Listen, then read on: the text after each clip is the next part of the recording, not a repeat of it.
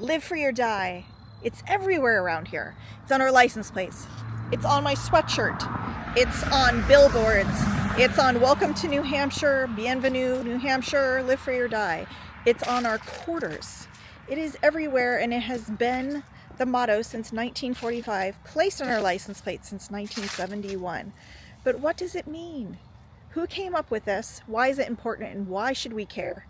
I'm going to fill you guys in on all of that and more in today's That History Chick local New Hampshire adventure. It's going to be really fun. I've been doing a lot of reading of this, and I thought, what the heck? It's a nice day. The leaves are in full effect. It's got the vibe. Great day to go down to Manchester and show you guys what I'm talking about. So we're going to do it. I'm excited because I feel a little bad about knocking Manchester, the city of Manchester, New Hampshire, in my McDonald's video. It is not all bad. This is a very beautiful part of Manchester, as a matter of fact. And you've got like this very big boulevard, beautiful homes. The entire drive from our house to here was actually very, very nice.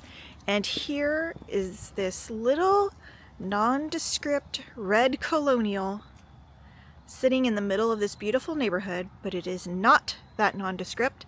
This is the home of Major General John Stark, and we're going to check it out and talk about his life and what he did. Well, I've never actually been inside of this because it's only open on very, very few select days during the year. It is owned and ran now by the Molly Stark chapter of the Daughters of the American Revolution, a wonderful organization that upholds the values and principles of the Revolutionary War and takes care of several historic sites throughout the country, holds events, and I've been to their headquarters in Washington, D.C. that has a very impressive library. But yes, they're overwhelmed with all of the things I have to take care of, but they do currently have control or possession of this place. Nevertheless, this is the home where General Stark came and lived with his wife. He nicknamed Molly. They had 11 children. Not all of them survived, but actually only a couple died. I think 9 survived into like adulthood or near adulthood. And this was their like main residence. So we're gonna walk around it and do a little walk and talk. Now, John Stark was born in nearby what is now known as Derry, New Hampshire. It was called Nutfield, New Hampshire. And he was born to a dad from Glasgow, one of the great cities in Scotland.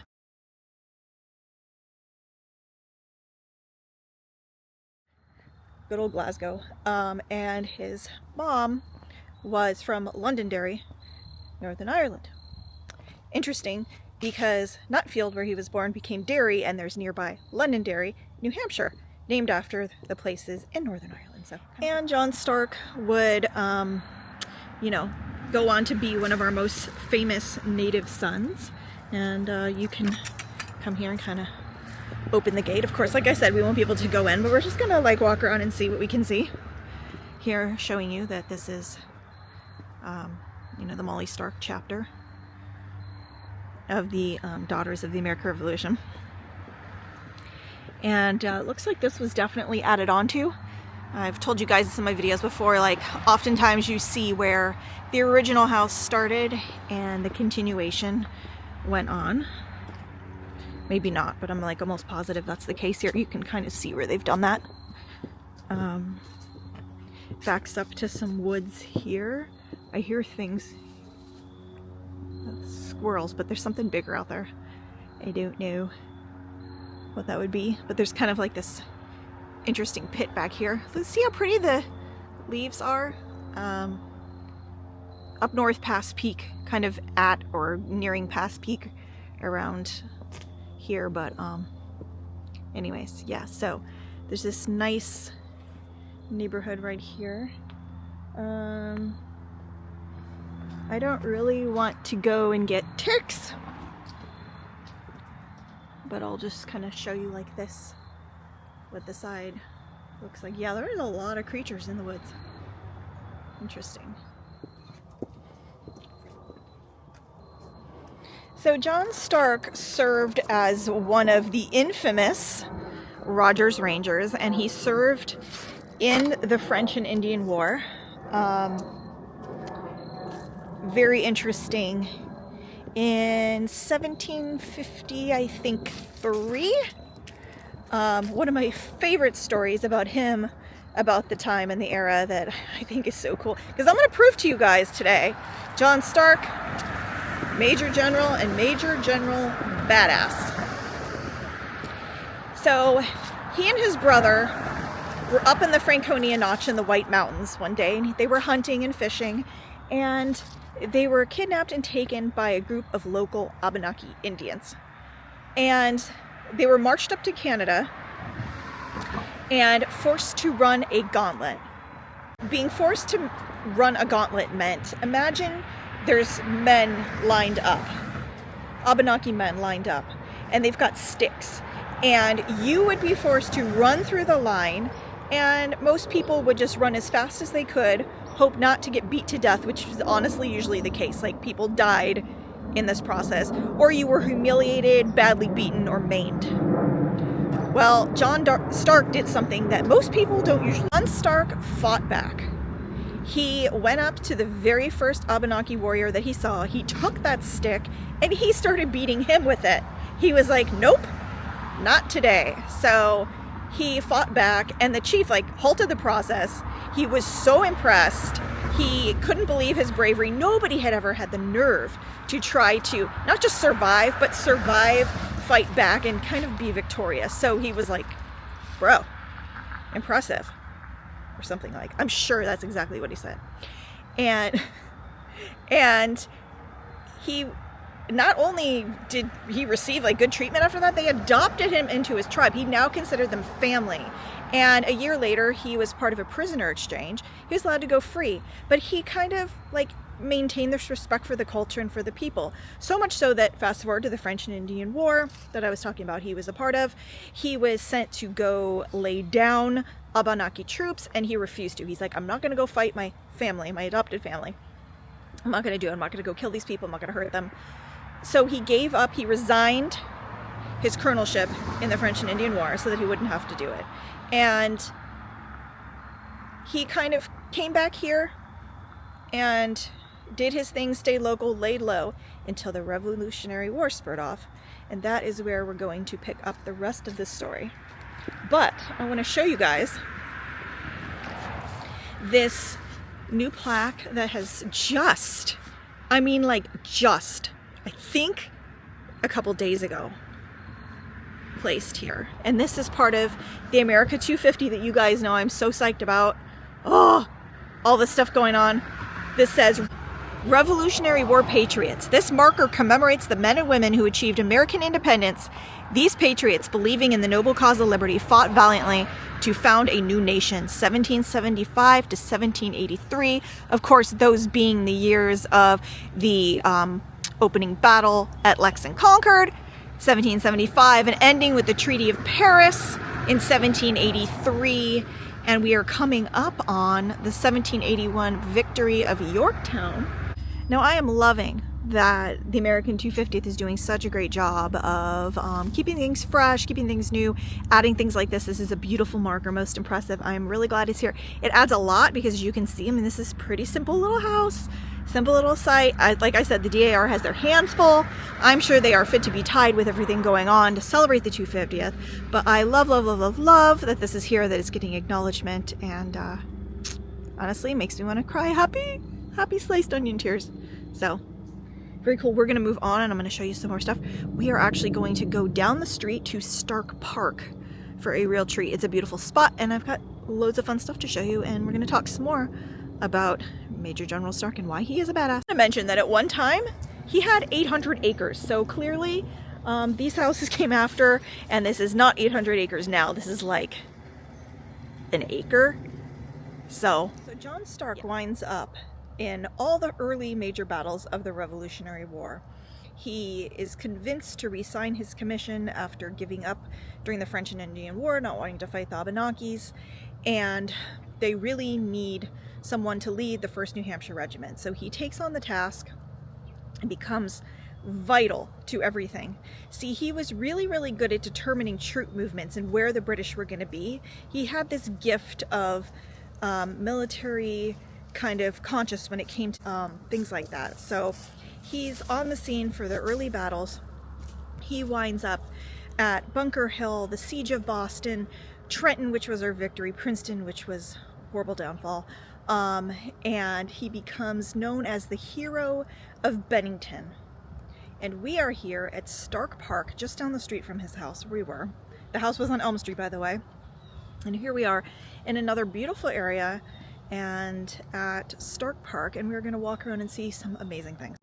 We have a beautiful memorial here, a gorgeous park, trails, information, and some real gems chilling in the middle of this park inside of the city of Manchester.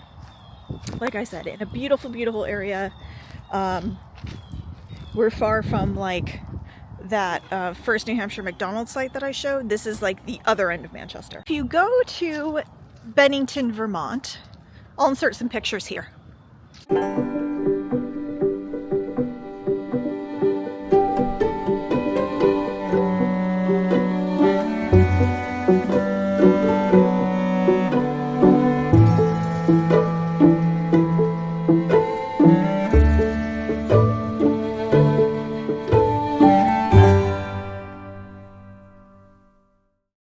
You will see a large obelisk, a little museum gift shop, memorials, and information on the battle. Interesting though that the Bennington Battle Memorial is in Vermont, but the battle was actually in New York. And the Battle of Bennington, as it's now known, is part of the Greater Saratoga Campaign. A huge victory, also known as the turning point of the Revolution. And this man here, our General Stark, being a monumental part of everything that went down that day. All of his knowledge and all of his experience fighting with the famed Rogers Rangers and fighting in the French and Indian War, all of the battles previous led him to this. Now, basically, the English were trying to cut New England off from the rest of America, and particularly from the southern states. So they went into this area of New York, and they were trying to cut off lines, cut off communications. But the area around Bennington was a huge Patriot supply depot. And the English thought, well, if we can get that, we're going to really have a stronghold here. And General Stark, of course, knew this and was not going to let it happen. So he and Colonel Seth Warner of Connecticut were really the main leaders that day. Live free or die was not said at the actual battle, but he did say, "Tonight our flag floats over yonder hill where Molly Stark sleeps a widow." Basically rallying his troops, saying to them, hey, we have to do this. Our flag needs to fly. We need to maintain the control, or my wife is going to be a widow. So basically, let's get her done. And his men, who absolutely loved him, would not let that happen. And it didn't happen. It was a huge, huge victory. And a lot of that was due to the brilliant military strategizing gift that General Stark just had. And his command that day, his bravery. He was known to be a wonderful, wonderful man. And everything paid off because we won. We have taken the trip to, I think it's pronounced Willamusik, New York, where the actual battle took place, and then gone over to the Bennington Memorial, like I said, and it's an excellent, excellent road trip. I promise I'll take you guys there. Done it a few times. It doesn't get old. It's awesome to see. But I wanted to just, quickly show you guys the remnants of that, and the evidence that we can see here in New Hampshire, being that he is, you know, one of the things that the state just most proudly proclaims as one of our sons. And, you know, he gave us our motto, which I'll explain in a second. The plaque says, in the spring of 1777, the outcome of the American Revolution was very much in question. A large British army in Canada began to move south along the New York side of Lake Champlain as part of a plan to cut off New England from the rest of the colonies, like I said. In early July, Fort Ticonderoga, or as I call Fort Ty, one of my favorite places, sidebar, in New York, was recaptured near nearby Mount Independence in Vermont was evacuated by the Americans. The British were now in need of supplies and stores located in the General Depot of Bennington, Vermont. That state, like I said, that was a huge Patriot storehouse for us. The state had only recently declared its independence and now asked for assistance from New Hampshire against an invading army. With General Stark in command, 1,400 men enlisted for 30 days and departed for Bennington from Charlestown, New Hampshire. Upon their arrival, General Stark was given command of all militia and made plans for battle with the advancing British. On the afternoon of August 16th, the battle began, and by nightfall the British were in full retreat with the supplies so badly needed. The victory by General Stark would prove to be critical. As the British regrouped near Saratoga, New York, many of the New Hampshire men were sick and their 30-day enlistment had expired. Nearly half of them left for home. On September 19th, the day after General Stark left for home to recruit new troops, the British attempt to resume their march south. They were not able to breach the American lines, and after several days, both forces settled in to strengthen their position. On October 7th, the British again attacked, and after heavy casualties, withdrew behind newly built barricades. Their only hope was to return to Canada. It was at this point General Stark returned to his new brigade and closed off the last escape route. On October 16th, the British army of 8,000 surrendered. The brilliant victory of General Stark at Bennington had set the stage for success at Saratoga, and he had returned in time for the surrender that was the turning point of the revolution. And I think I've told you guys before that Kay's grandfather, his name was John Crowdy, was at the Saratoga campaign and saw Gentleman Johnny Burgoyne, so-called Gentleman Johnny, because the man was charming as all get out, good-looking, suave, polished, the true Englishman, you know, very dry, very like serious, but very poised. He could be funny when he needed to be. He said all the right things. He was quite the womanizer.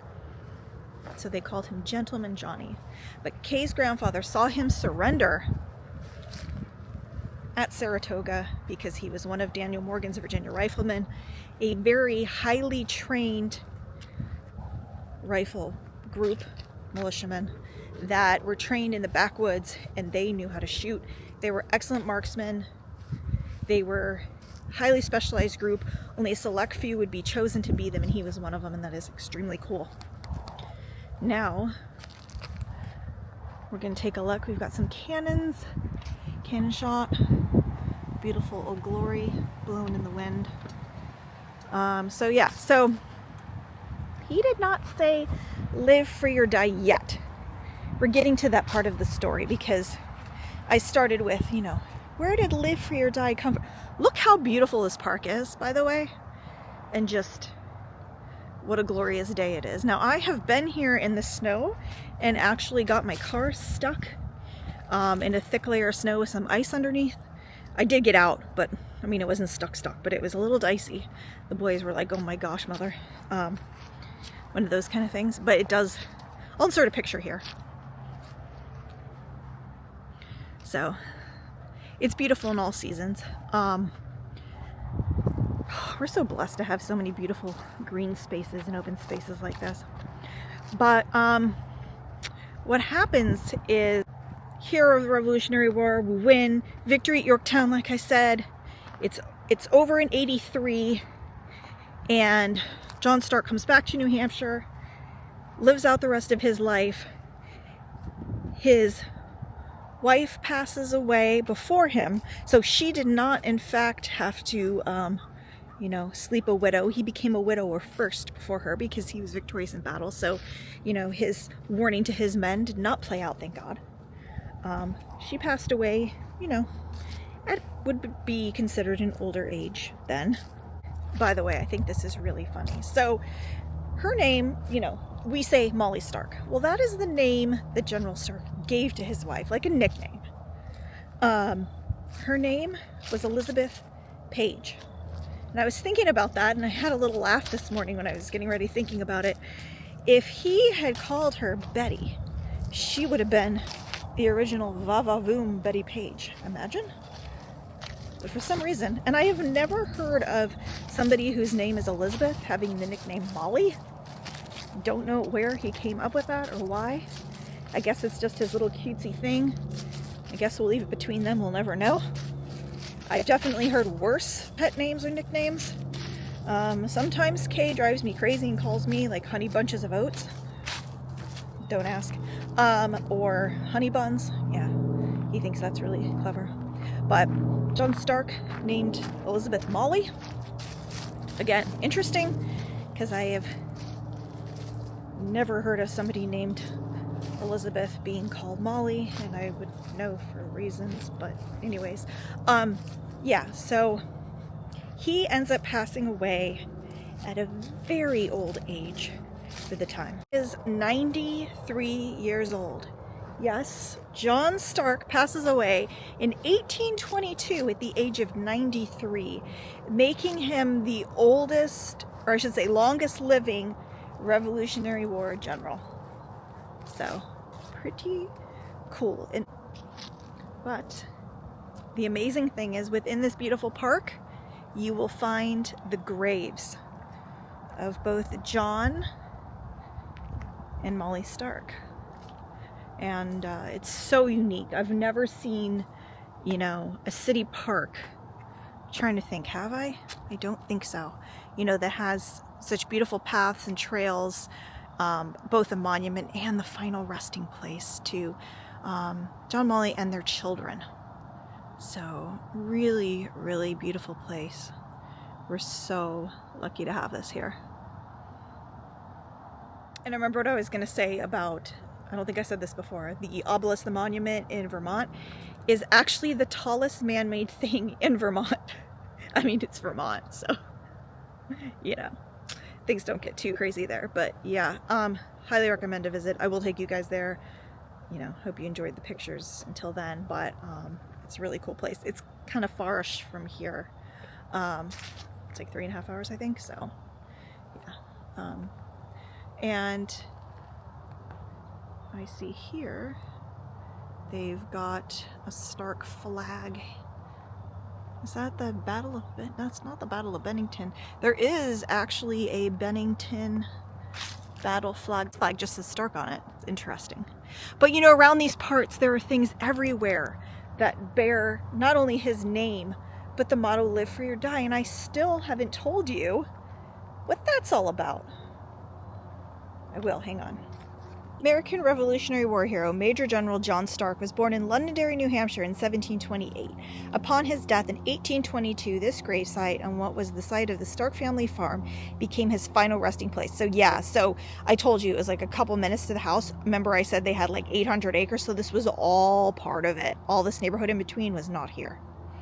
The general's beloved wife Molly, who predeceased him in 1814, and other members of the Stark family were later laid to rest alongside the general. The hand-forged wrought iron fence was added to the site in 1913. Restoration of the Stark grave site took place in 2013 to 2014, and then it lists like all of the people that were involved in that. Just beautiful. So yes, Elizabeth Page Stark, or as we know, Molly Stark, died of typhoid fever a few years before him. And his health started to decline, and he just died naturally of old age, very old age, which is pretty impressive and fantastic, especially for the time. Lived a very, very full life. Another case where I would say I don't know that we would necessarily be here if not for him. The Rev War was a series of events led by a series of men and women that were placed in the time for a reason, and I feel like they were divinely, strategically placed there because they were the right people for the right job. And through a course of a lot of miraculous events and things that happened that shouldn't have. I mean, Saratoga, amazing victory, and the Battle of Bennington being a part of that, really, like, amazing that we won, considering everything that we had been through and all the loss that we had been suffering a lot before that. Now, Trenton was a huge success. That was a miraculous thing as well. Just to kind of summarize that one, we crossed the Delaware on Christmas Eve, went over to Trenton, where troops kind of were sleeping. We surprised them, but there was a huge ice storm and fog, and the fog played to our benefit. The fog was placed on their side. Hessian troops had been up drinking all night with the English troops and partying. They were kind of sluggish. We caught them unawares. Huge victory for us. And then going forward, we have a few more losses with some, big power players losing their lives in battles like Princeton. And then going forward into Saratoga, and from then on, we would continue winning and winning until we won Yorktown and ultimately won the whole thing. But taking another look here, some more signage in the park, and there are tons of trails. You could spend more time. They go like way down into the forest down there. We've seen lots of people walking with dogs and things like that. So if you're in the area or will be visiting the area, even if you don't want to like come walk all the trails, and you like Revolutionary War history or early American history or just battles or founding fathers, any of those interests, I would say that this little amazing magical slice of Manchester is definitely worth a visit. Live free or die. Death is not the worst of all evils. Where did that come from? In 1809, General Stark was contacted because they were doing an anniversary of the Battle of Bennington, and they had invited him to come, and they wanted him to make a toast. And he was up there in age. He would die just within a few years. And instead, he wrote a letter with a toast, and he said, "Read this." So there were some things in the toast. Not like I've memorized the entire thing. But the end had a very hearty, he left it off with, "Live free or die. Death is not the worst of all evils." And it became an anthem for the liberty movement going forward. It became an inspirational quote similar to Patrick Henry's "Give me liberty or give me death" speech.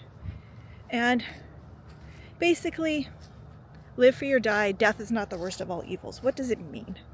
Well, it means that there is a fate much worse than dying, and that is being captive by your government, being held up by a colonial invader who wants to take things from you.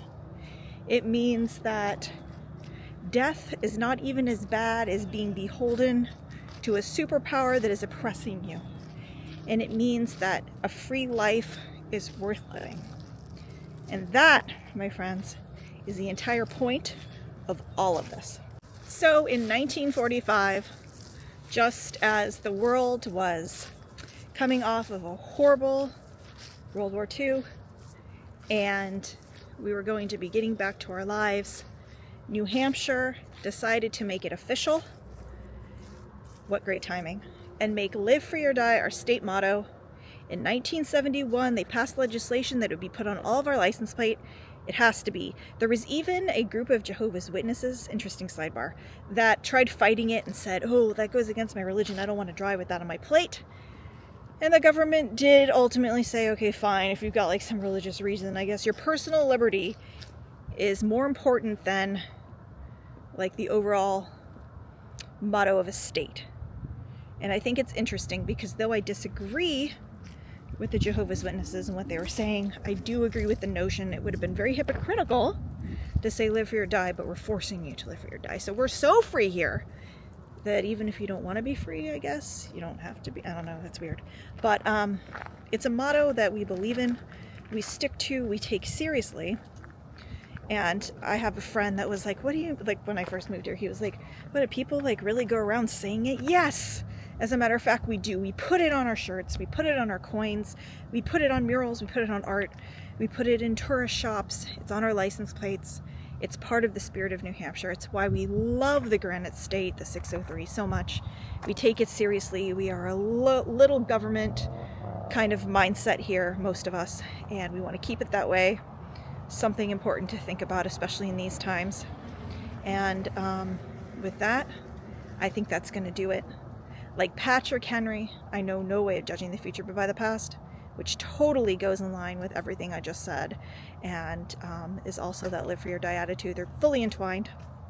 That you guys learn something and enjoy this little look at our state motto, John Stark. If you guys have any questions, leave those in the comments below. I will leave some links, and we will see you soon with more adventures. I know this wasn't a super long one, but it was just a point I wanted to hit on. Hope I captured the spirit of it. Something that I am passionate about and take seriously, and I hope that that comes across. Thank you guys so much for all the encouraging words. I love when you guys communicate with me. Do me a favor, like, share, subscribe, smash that like button like John Stark smashed those red coats at Bennington, which was really, something, New York. Okay, thanks so much, you guys. Take care. God bless. We'll see you soon.